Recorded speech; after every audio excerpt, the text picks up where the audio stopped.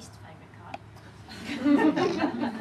Your thoughts, words and actions shall have a consequence. And if I ever pick that in a hurry, I'm pulled up short and I think, oh my goodness, what have I thought about in the last hour, 10 minutes? Or what have I been thinking?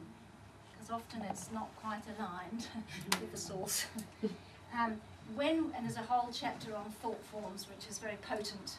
And you know, one can brush it aside, but as I keep trying to say to the children, energy follows thought, and it goes out there. And most of the time I'm saying to the kids, revoke that, revoke that, revoke that. Because they come out with all this stuff that is just, you think, oh my goodness, it's all going to manifest unless we get rid of it.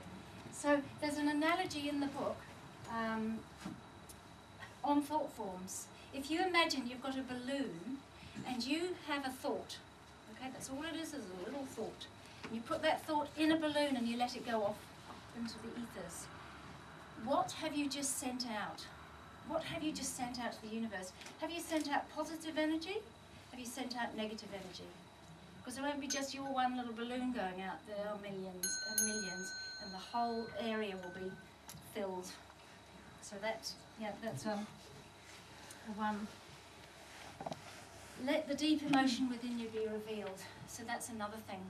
You know, we may be surprised when we give the healing. We don't know what's going on underneath somebody, what's actually really needing to come out.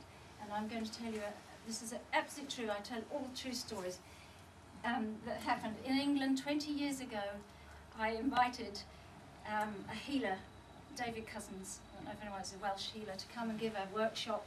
Wonderful man. And he told us that we must go and get this emotion out.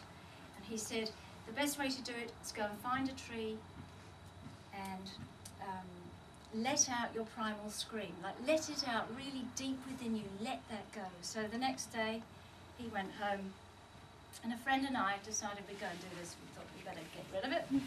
So we went out, and we were on a farm, and we went miles away, you know, nobody could hear us. And so we were standing there, and we decided to choose the same tree. There we are, hugging this tree. And we screamed our primal scream majorly. And when we stopped, we heard this terrible noise. And we didn't know what it was, it sounded like thunder. And we stood there rooted to the tree, terrified. My girlfriend had glasses on and she couldn't really see what was happening. But over the hills and far away, we could see something moving towards us at great speed, and a lot of it. And this thundering kept coming towards us, and we were just hugging this tree. And so we're talking miles and miles away. You could see these little dots in the distance.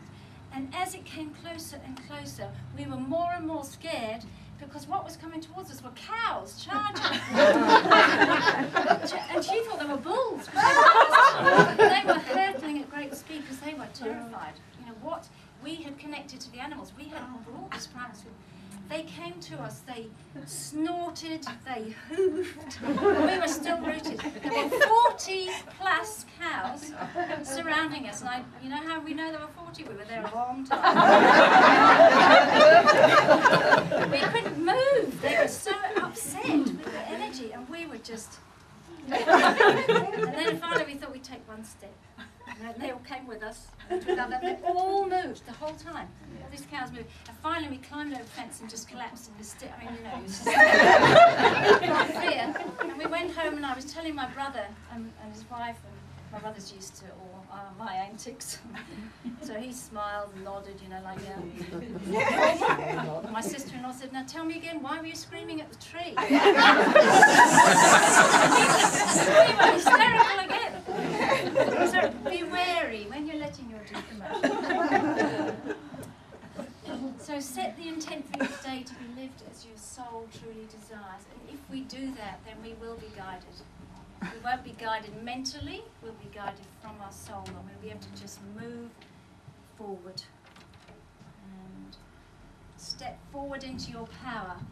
It is yours by your divine birthright. And many people keep picking this card over and over and over again, and it is just a reminder, because it can be really scary stepping out there.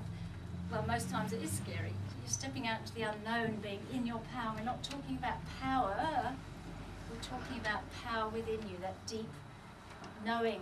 It's our divine birthright. So this is it's always a timely reminder when that one comes up. And I will leave you with, you are the master of your dreams and realizations. It all comes from us. We are the master, and the more we tap into this divine source, which is so fantastic, we will receive it. Somebody gave me this beautiful analogy that they received in meditation. They said that they suddenly saw a blank piece of paper. If you take a piece of paper and you put a pinhole in it, just a little pinhole in it, and you hold it up to the window now, we're on this side of the paper. If you look through that hole, all that light is on the other side. The bigger you open that little hole up through meditation or asking or bringing that in, then we bring that light to us and we open that channel between heaven and earth. And it's so incredibly powerful. And then we become this master of our dreams.